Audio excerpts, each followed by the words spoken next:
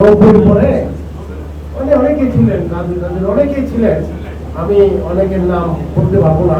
সেদিনকার ছিলেন প্রথম মিটিং, সেদিনটা হয় মিজান চৌধুরী বাসায়। জাতীয় পার্টিটারে কাদের সাহেব যে পর্যায়ে নিচ্ছেন, খুব খারাপ অবস্থায় নিচ্ছেন। 90-র পরেও জাতীয় পার্টি খুব ভালো অবস্থায় চলে আসে। এরশাদ সাহেব পাঁচটা আসনে 2-2বার নির্বাচিত, 91-তে সে 36টা আসন পাইছে।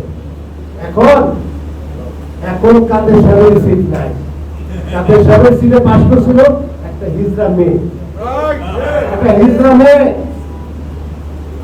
তখন সাবেক প্রধানমন্ত্রী শেখ হাসিনা বিরোধী দল এবং কাদের সাহেব তাড়াতাড়ি সিটে বইলা টিউনারে বইলা তার রেজাল্ট অফ করা কাদের সাহেবের পক্ষে রেজাল্ট দিয়েছে। জাতীয় পার্টিটারে কাদের সাহেব এই পর্যায়ে নিয়েছে। এরশাদ সাহেবের সিট ওইখানে তার ছেলে হয়েছে, তারে পরিকল্পিত ভাবে বাদ দিয়া সে ওই সিটে গেছে। আজকে দেখেন যে মহাসচিব যারা বানাইছেন, এর আমার অনেক ভাই ব্রাদার আছে ছাত্রী প্রকাশ এবং ছাত্র রাজনীতির জায়গা আজকে কেন্দ্রীয় নেতা হয়েছেন, তাদের অনেক জুনিয়র সেই ছেলেরা মহাসচিব বানিয়েছে। বাড়ি কোথায়? রংপুর। রংপুর ভিত্তিক দলটা সে নিয়ে গেল, রংপুর ভিত্তিক দলটা নিয়ে গেলেন। সে তার ভাইয়ের দিকে অসুস্থ ছিলেন, রাইতের অন্ধকারে তার ভাইয়ের ঘুমের দিকে তার সিগনেচার নিচ্ছেন।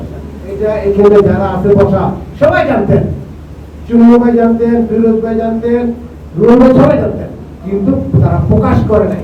ইজ্জতের ব্যাপার। এরশাদের দল, এরশাদ নামে জন্ম দিয়েছে এরশাদের দল, তারা কাউকে বলে নাই, কারণ ইজ্জতের ব্যাপার।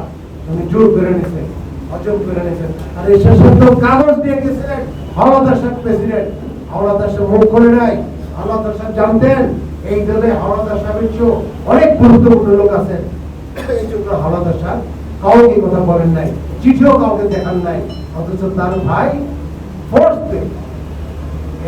কিছু লোকজন নিয়ে সিগনেচার করে দলের চেয়ারম্যান হলেন। আমরা গ্রহণ করছি দলের সাথে, চুপ ছিলাম ইজ্জতের সাথে, নাইলে মানুষ খারাপ হইবে। আজকে দলটা কোথায় নিচ্ছে বলে পরিষ্কার করতে করতে করতে করতে বহিষ্কারের সংখ্যা এত বড় হয়ে গেছে, বহিষ্কারের সংখ্যা দলের চেয়ে বড় হয়ে গেছে।